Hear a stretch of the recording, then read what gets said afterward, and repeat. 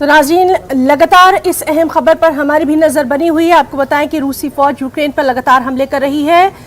रूसी फौज फिजाइया पूरी ताकत के साथ यूक्रेन के तमाम अहम मुकामात पर बमबारी कर रही है। रूस के हेलीकॉप्टर यूक्रेन के आसमान पर लगातार मंडराते दिखाई दे रहे हैं। टैंक और तोपें जमीन पर अपनी ताकत दिखा रही हैं। यूक्रेन में खौफ हरास का माहौल है। इंटरनेशनल न्यूज एजेंसियों के मुताबिक रूसी फौज यूक्रेन के दारुल-हुकूमत कैफ में दाखिल हो चुकी है। कहा जा रहा है कि अगर रूसी फौज ने कैफ पर कब्जा कर लिया तो रूसी फौज आज रात यूक्रेन में तख्ता पलट कर देगी। और माहिरीन के मुताबिक अगर ऐसा होता है तो ये दुनिया का मुख्तसर तरीन वक्त में किया जाने वाला तख्ता पलट होगा। यूक्रेन के दारुल-हुकूमत कैफ में रूसी फौज की जानिब से हमलों में तेजी लाई गई है। रूसी फौज ने कैफ पर क्रूज और बैलिस्टिक मिसाइलों से हमले किए हैं। यूक्रेन के सदर वोलोदिमीर ज़ेलेंस्की का कहना है कि वो रूस का पहला टारगेट है। आपको बताएं कि रूसी हमले में अब तक 137 से ज़ायद शहरी और फौजी एहलकार हलाक हो चुके हैं। सैकड़ों अफराद जख्मी हैं। दूसरी जानिब आज फिर अक़वाम मुत्तहिदा की सलामती काउंसिल में रूस यूक्रेन जंग से मुतल्लिक़ अहम मीटिंग होना है।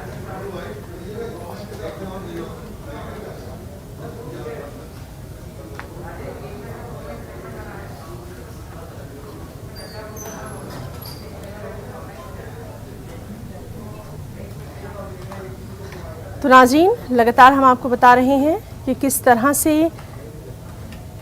यूक्रेन पर जो रूसी फ़ौज लगातार हमले कर रही है।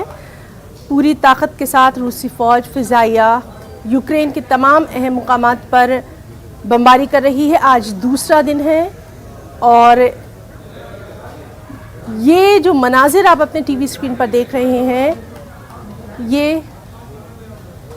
और नाज़रीन, इस वक्त हमारे साथ बहुत ही ख़ास मेहमान यूक्रेन के दारुल-हुकूमत कीव से एक कश्मीरी स्टूडेंट पीर मिन्हाज हमारे साथ जुड़ रहे हैं। चलिए सीधे हम पीर मिन्हाज का रुख करेंगे। पीर मिन्हाज, सबसे पहले तो आपका बहुत इस्तकबाल करना चाहेंगे न्यूज़ 18 उर्दू में, और इस वक्त के हालात आपसे जानना चाहेंगे। आप कैसे हैं, आपकी खैरियत, आपके साथ वहाँ पे जो लोग हैं उनकी खैरियत जानना चाहेंगे। Hello hello hello. हाँ जी, अभी हम बैठे हैं यहाँ पे बॉम्ब शेल्टर में अभी, क्योंकि अभी यहाँ पे न्यूज़ में आया था कि अभी कुछ ज़्यादा ही होने वाला है। मे बी ज़्यादा ही सिचुएशन खराब हो जाएगी अभी सेंटर में भी, क्योंकि अभी टैंक्स की सेंटर की तरफ अभी मतलब चल रही है। ये रशियन टैंक्स वो सेंटर को भी मतलब सेंटर पे भी कब्जा करना चाहते हैं। तो हम बैठे हैं अभी बॉम्ब शेल्टर में। तो ये आप देख सकते हो यहाँ पे लोग, ये देख लीजिए। जी जी, आपके कैमरे के जरिए देखना चाहेंगे। जी जी ना जी, ये बच्चे भी पीछे बैठे हैं यहाँ पे। जी। तो नाज़रीन, ये हम आपको तस्वीर दिखा रहे हैं। हमारे साथ लगातार मौजूद है पीर मिन्हाज।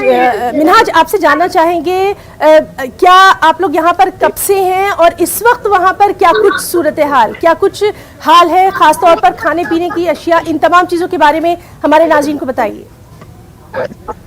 देखिए, हमने खाने पीने का जब से हमने न्यूज़ में देखा था कुछ नहीं, क्योंकि मैं 2014 में जब रशिया ने अटैक किया था वहाँ पे लुगांस्क साइड में, मैं उस टाइम भी वहाँ पे था, क्योंकि मैं पहले लुगांस्क में ही पढ़ता था जी। तो तब से हमें पता है, मतलब जब भी न्यूज़ में आता है तो हम पहले ही प्रिपरेशन रखते हैं कि खाने का सामान लाएंगे। तो हमने खाने का सामान ला के रखा था, क्योंकि अभी हर कोई दुकान बंद है। तो अभी इस टाइम सिचुएशन ऐसी है कि पहले आउटस्कर्ट्स ऑफ जहाँ पे मैं बैठा हूँ इस टाइम ये सेंटर ऑफ कीव है, मतलब सेंटर यूक्रेन का। जी जी। तो टिल नाउ जो अटैक्स हो रहे थे वो हो रहे थे मतलब आउटस्कर्ट्स पे, जो आउटस्कर्ट्स कीव के हैं। तो अभी एट प्रेजेंट में वो बोल रहे हैं अभी सेंटर में होने वाला है। तो यहाँ पे सायरन्स बज रहे हैं। तो हम सारे अभी बॉम्ब शेल्टर में बैठे हुए हैं। आपके साथ कौन कौन है वहाँ पर, और हिंदुस्तानी स्टूडेंट्स, हिंदुस्तानी तालिब इल्म है यहाँ पे बहुत सारे, लेकिन मैं यहाँ पे अकेला हूँ। जी जी जी जी। और आपसे ये भी जानना चाहेंगे मिन्हाज, वापस आने के लिए किस तरह की वहाँ पर कवायद चल रही है, क्या कुछ पेशरफ्त है? अभी इंडियन एम्बेसी बहुत मतलब वो in connection all the student जितने भी लोग यहाँ पे इंडियंस हैं उनके साथ वो कनेक्शन में है, सबके साथ। तो अभी वो प्लान कर रहे हैं कि जो भी यूरोपियन बॉर्डर लगते हैं ना यूक्रेन के साथ, तो वो पहले बच्चों को यूरोप पहुंचाएंगे, फिर वहां से फ्लाई करवाएंगे इंडिया। तो लगातार वो आपके साथ पूरी मदद मिल रही है। जी, मतलब जी। कोऑपरेशन, मतलब मदद चल रही है इस टाइम हर किसी की, क्योंकि सिचुएशन ही ऐसी है, इसमें कोई क्या कर सकता बिल्कुल है। बिल्कुल बिल्कुल मिनहाज, आपने ये ठीक कहा कि जितना हो सकता है पॉसिबल उतना कर रहे हैं। जी जी जी। और आपसे हम ये भी जानना चाहेंगे, जिस तरह से लगातार सब लोग फिक्र कर रहे हैं, दुआएं मांग रहे हैं, तो आपसे वहाँ पर इस वक्त जो सूरत हाल है, वहाँ पे जो लोकल्स होंगे उन लोगों के ताल्लुक से भी आपसे जानना चाहेंगे। अब ये बैठे हैं मेरे साथ लोकल सारे, देखो पीछे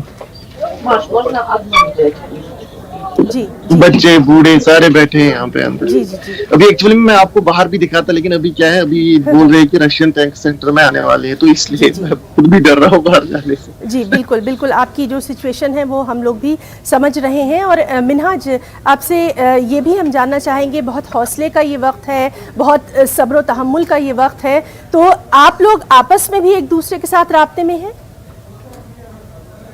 हाँ, हम सारे आपस में राब्ते में हैं, सारे बच्चे आपस में राब्ते में हैं, हम एक दूसरे के साथ बात कर रहे हैं कंटिन्यू सारे। क्योंकि आप इस सिचुएशन को पहले भी इस तरह की सिचुएशन देख चुके हैं, जैसा कि आपने बताया, तो हाँ, मैं कहीं ना कहीं आपके ऊपर जी जी जी, तो जो नफ्सियाती तौर पर किस तरह से आप दूसरों को मदद कर रहे हैं, उनको इस तरह बिल्कुल कर रहा हूँ मैं बिल्कुल कर रहा हूँ। मैं बच्चों को बोलता हूँ, जितने भी यहाँ पे लोग, मतलब जितने भी अपने नून हैं, जो जूनियर्स हैं, जो उनको बोलते हैं कैसे क्या करना है, कहाँ पे बैठना है, मतलब बच्चों को बोल के रखा है कि अपने घरों को मत छोड़िए, जो भी बेसमेंट है उसमें बैठ लीजिए। और हमारा जो यहाँ पे सेंटर, यहाँ पे बेसमेंट नहीं है, यहाँ पे सेंटर में मतलब एक बनाया है स्पेशली इसके लिए, तो वहाँ पे हम बैठे हैं इस टाइम। जी बिल्कुल, और हम सब की दुआएं भी कल तक एक्चुअली सेंटर सेफ था, जो सेंटर है ना कीव का, जो यहाँ पे कैपिटल सिटी है, यहाँ पे सेफ था कल तक, लेकिन अब आज मॉर्निंग से सायरन स्टार्ट हो गई, तो तब से यहाँ पे भी थोड़ा सा टेंशन स्टार्ट हो गया। जी बिल्कुल, तो पहले से ही वहाँ पर कुछ अलर्ट वगैरह जारी किया गया था, आप लोग वहाँ पर जब पहुँचे हैं इस तरह के शेल्टर्स में? नहीं, यहाँ पे अलर्ट है, ये यहाँ पे लोग भी आपस में हेल्पफुल है। जो यहाँ पे जिस बाम शेल्टर में मैं बैठा हूँ, एक्चुअली ये कैफे है, अंडरग्राउंड कैफे, तो इन्होंने इसको टर्न किया है बाम शेल्टर में बूढ़ू, मतलब जो यहाँ पे लोकल लोग हैं उनके लिए।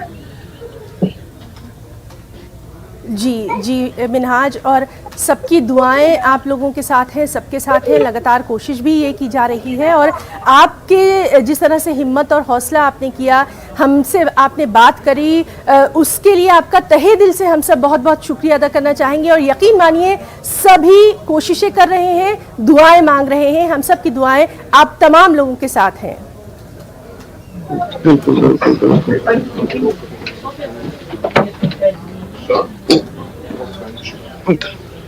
जी, तो बहुत बहुत आपका शुक्रिया अदा करना चाहेंगे हमसे बात करने के लिए।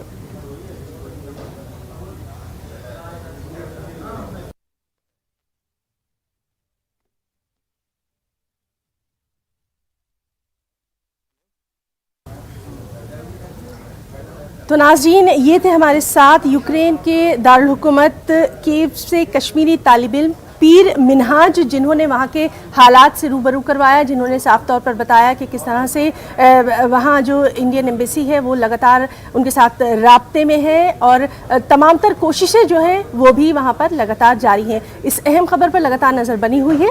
एक और अहम खबर, मरकज़ी वज़ीर मुमलिकत दिफा अजय भट्ट के मुताबिक हुकूमत हिंद यूक्रेन में फंसे तलबा को हिंदुस्तान वापस लाने की पूरी कोशिश कर रही है। उन्होंने मज़ीद कहा कि वज़ीर आज़म मोदी खुद रूस यूक्रेन जंग की मॉनिटरिंग कर रहे हैं। उन्होंने तमाम हिंदुस्तानियों की हिफाजत के साथ वतन वापसी की यकीन दहानी कराई। छात्र छात्राएं या माननीय प्रधानमंत्री जी के नेतृत्व में पूर्व में जितने भी संकट आए, अपने देशवासी सुरक्षित यहाँ पर लौटे हैं, और मैं समझता हूँ कि सारे छात्र छात्राएं या फिर हमारे नागरिक जो भी विदेशों में हैं पूरी तरह से सुरक्षित हैं और सुरक्षित लौटेंगे। जो हमको सीधे फ़ोन कर रहे हैं, जैसे मेरे पास भी बहुत सारे फ़ोन उत्तराखंड से आए हैं, तो उनको तुरंत उनका नाम, पता, टेलीफोन नंबर, पासपोर्ट नंबर बना के हम विदेश मंत्रालय को सौंप रहे हैं, जिससे सुविधा हो रही है कि एकदम से लोग वहाँ पर उनको हम लोग सर्च कर सकें, पता लग सके, ताकि तकलीफ़ ना हो। तो इसलिए सरकार पूरी तरह से चिंतित है और सरकार पूरी तरह से कार्य कर रही है, जिससे कि हमारे नागरिक व हमारे छात्र छात्राएं सुरक्षित रहें।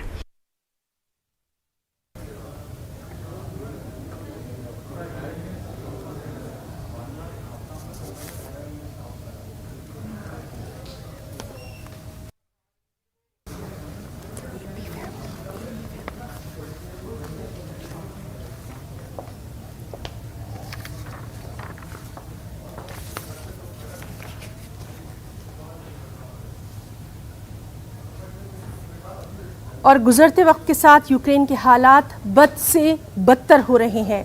यूक्रेन में फंसे हिंदुस्तानी तलबा के तहफ़्फ़ुज़ और अंदेशों को लेकर सरपरस्त बेहद परेशान हैं।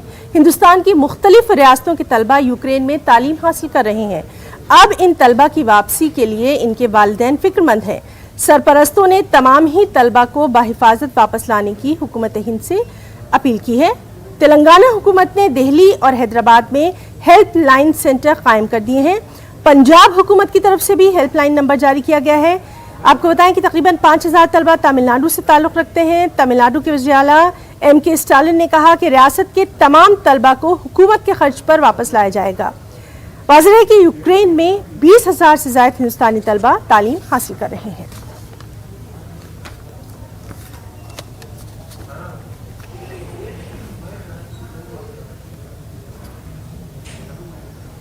वो MBBS की पढ़ाई के लिए गए थे। चौथा साल था उनके इस साल।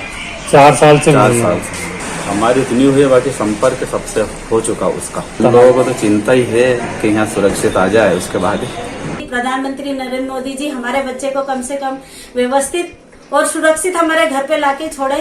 भारत सरकार से हमारा हाथ जोड़ के यही निवेदन है कि हमारे बच्चों को सुरक्षित लाया जाए और हमारे घर छोड़ा जाए। हमारी यही अपील है प्रधानमंत्री से कि सारे बच्चों को सेफली वहाँ से बंकर से निकाला जाए और सब पेरेंट्स को अपने अपने बच्चे सेफली मिल जाए। हालात तो वहाँ के बुरे हैं। हम चाहते हैं कि जल्द से जल्द हमारे बच्चों को वापस बुलाया जाए। वीडियो कॉल में उसने यही कहा कि हमें जल्द से जल्द कोई अरेंजमेंट करके इंडिया वापस बुलाया जाए, गवर्नमेंट को बोला जाए। PM मोदी को भी चाहिए कि हमारे बच्चों को वापस लाने में पूरी मदद करें हमारी। 26 को फ्लाइट थी तो उनका कल पर सुबह से तो एयरपोर्ट उन्होंने बंद कर दिया। अब तो कोई चांस ही नहीं है फ्लाइट्स का। सेंट्रल गवर्नमेंट से यही है कि उनकी सेफ्टी, अभी तो चलो वहाँ पे सिविलियंस थोड़े सेफ हैं, तो उससे ज़्यादा हालात बिगड़ जाएं उससे बेटर है कि आप उनको निकाल लें, पहले वहाँ से इवेपोरेट कर लें। एम्बेसी को उनके फेवर में कुछ सोचना चाहिए। पेरेंट्स के बिना बच्चों का क्या हाल है। हमारी तो देखो गवर्नमेंट से रिक्वेस्ट है कि हमारे बच्चे को सेफ और वापस लाए। और हमें कुछ नहीं चाहिए, हमें कुछ नहीं चाहिए, हमारे बच्ची चाहिए अपनी वापस, सेफ आने चाहिए वो। कल लास्ट उससे बात हुई रात को, तो वहाँ पे बिजली भी नहीं है और ATM से पैसे भी नहीं निकल रहे हैं और खाने पीने में के लिए भी वो थोड़ा सामान जो भी होता है खरीद के रख चुका है। तो काफ़ी बच्चे डरे हुए हैं। उसके ग्रुप में 25 बच्चे हैं। तो बस गवर्नमेंट से अपील है कि जितनी जल्दी हो सबको निकाल लिया जाए। वक्त एक छोटे से ब्रेक का, जल्द लौटेंगे।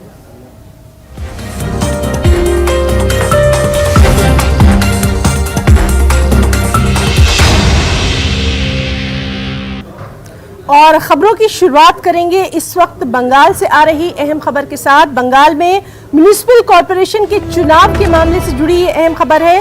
नीम फौजी दस्तों की तैनाती की बीजेपी लीडरों की अपील मुस्तरद हो गई है। सुप्रीम कोर्ट ने बीजेपी लीडरों की अपील मुस्तरद कर दी। आपको बताएं कि 27 फरवरी को बंगाल में 108 बल्दियात के इंतखाबात होना है और इसी सिलसिले में नीम फौजी दस्तों की तैनाती की बीजेपी लीडरों ने अपील दायर की थी, जिसको सुप्रीम कोर्ट ने ये अपील मुस्तरद कर दी है। तो अहम खबर बंगाल में म्युनिसिपल कॉरपोरेशन चुनाव मामले से जुड़ी हुई, जहां 27 फरवरी को बंगाल में 108 बल्दियात के इंतखाबात होने हैं। नीम फौजी दस्तों की तैनाती की बीजेपी लीडरों की अपील मुस्तरद कर दी है। सुप्रीम कोर्ट ने बीजेपी लीडरों की अपील मुस्तरद कर दी है।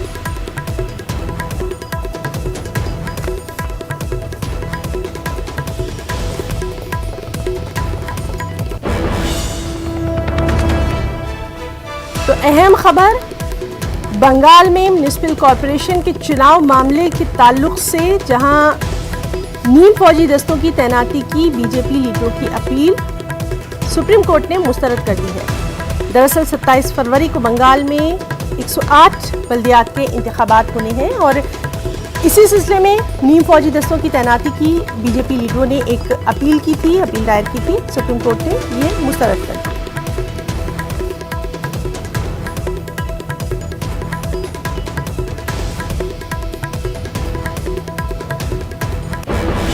जम्मू कश्मीर में शोपियां के इलाके अमशीपुरा में हुए एनकाउंटर में 2 मिलिटेंट हलाक हो गए हैं। पहले सिक्योरिटी फोर्सेस ने मिलिटेंटों से हथियार डालने की अपील की थी, लेकिन मिलिटेंटों ने सरेंडर करने से इनकार कर दिया था। 44 RR, पुलिस और CRPF ने ये मुश्तरका कार्रवाई अंजाम दी है।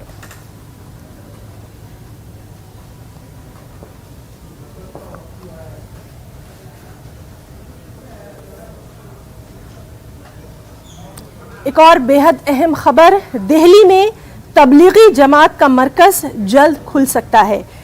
DDMA के रहनुमा खुतूत के तहत तबलीगी मरकज को खोला जा सकता है। दिल्ली हाईकोर्ट में समाअत के दौरान मरकज ने ये बात कही है। शबे बारात और रमजान के पेश नजर मरकज को खोलने की इजाजत मांगी गई है।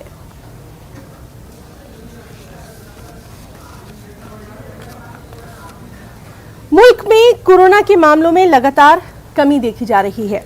महकमा सेहत के आदाद-ओ-शुमार के मुताबिक 13,166 नए मामले दर्ज किए गए हैं।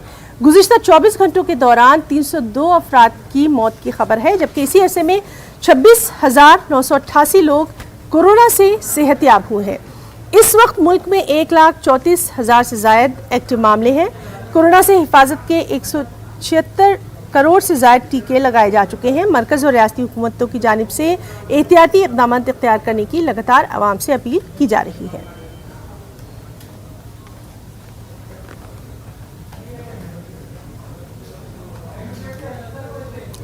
मरकजी वजीर बराए अक़लियती उमूर मुख्तार अब्बास नकवी ने कांग्रेस को तनकीद का निशाना बनाया है। उन्होंने कहा कि कांग्रेस ने 60 साल इक़्तिदार में रहते हुए जो धांधलियां की हैं उसको तो वो भूल गए और बीजेपी के 5 साला दौरे हुकूमत का हिसाब मांग रहे हैं।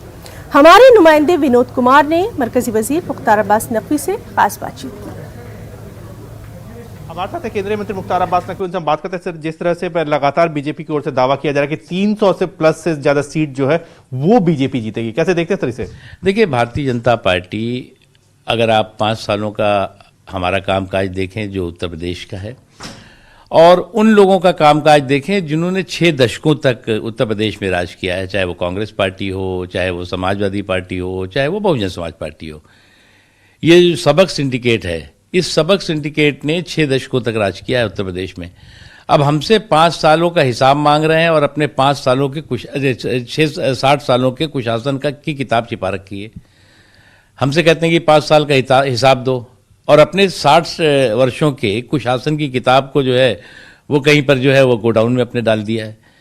तो इसलिए हम तो गर्व के साथ 5 सालों के हिसाब किताब दे रहे हैं। उन्हें भी अपने 60 सालों की जो है वो काली किताब लोगों को बतानी चाहिए कि क्या क्या उन्होंने किया कुकर्म। सर, न्यूज 18 के साथ बातचीत में बीजेपी राष्ट्रीय अध्यक्ष जेपी नड्डा ने भी कहा है कि अखिलेश यादव कहीं ना कहीं गुंडों का संरक्षण कर रहे हैं। देखिए, एक चीज आपको देखें कि चाहे वो समाजवादी पार्टी हो, चाहे वो कांग्रेस हो या बीएसपी हो, वो जो है वो बीजेपी को हराने की रट में लगे हुए हैं।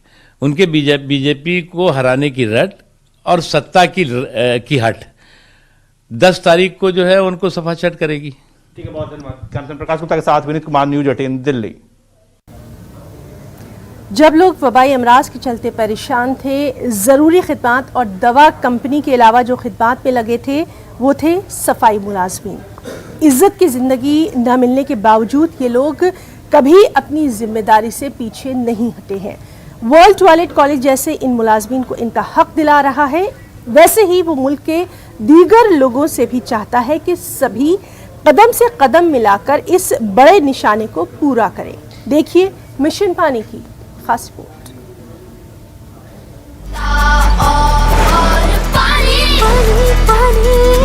हमको बचानी है ये जिंदगानी। मुझे कहीं से जानकारी प्राप्त हुई कि रैकेट और जागरण पहल मिलकर महाराष्ट्र औरंगाबाद में वर्ल्ड टॉयलेट कॉलेज नाम से एक इनिशिएटिव प्रोग्राम चला रखा है, जिसमें ये सफाई कर्मचारियों को ट्रेनिंग देते हैं। तो मैंने इनसे संपर्क किया और एक शाखा वर्ल्ड टॉयलेट कॉलेज पटियाला के नाम से हमारे शहर पटियाला में खुलवाई, जहां हम सफाई कर्मचारियों को ट्रेनिंग देते हैं। हमारा लक्ष्य इस साल 1000 सफाई कर्मचारियों को यहाँ ट्रेन करने का है।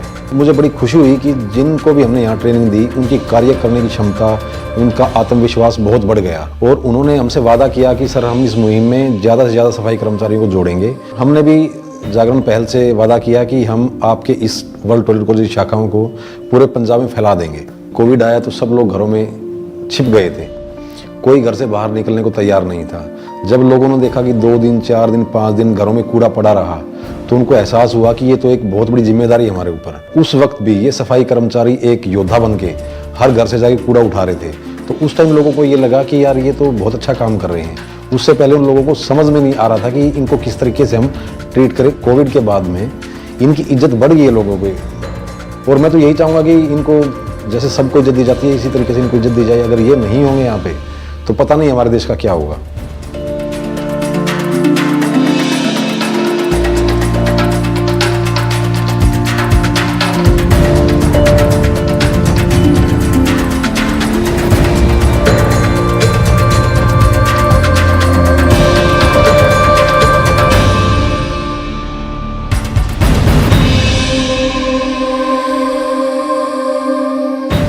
स्वच्छता और पानी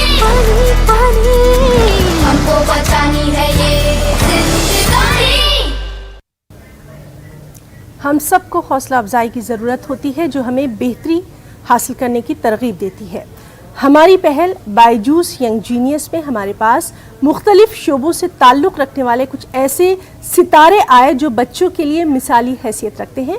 इस हफ्ते हमारे साथ जुड़े इंडिया क्रिकेट टीम के साबिक coach Ravi Shastri. Welcome the former coach of the Indian men's cricket team, ace commentator and a man who I have great respect for, Ravi Shastri.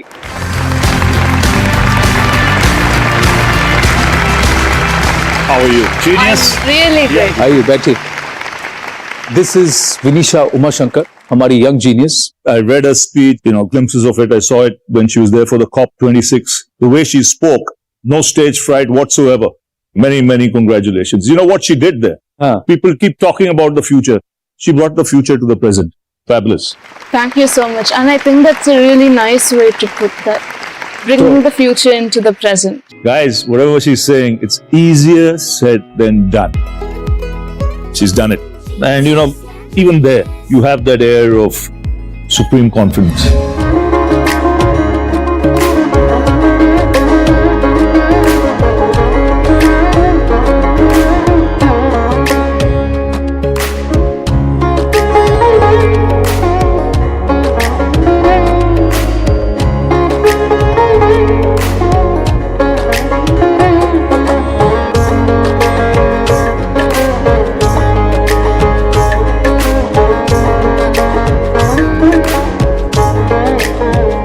I've just heard the clip of Adhiraj and he sounds very promising. For a boy who's 13 years old and plays sitar so beautifully, I can see it in his eyes that when he plays sitar, he plays it with so much passion and so much love that this truly will be his passion and his joy for the rest of his life. But for now, he's really making his gharana very, very proud. His father and his grandfather would be blessing him from heaven. I'm so touched to see that he continues his family's legacy. Genius, young genius. तो news room live में आज के लिए फिलहाल इतना ही। हमारी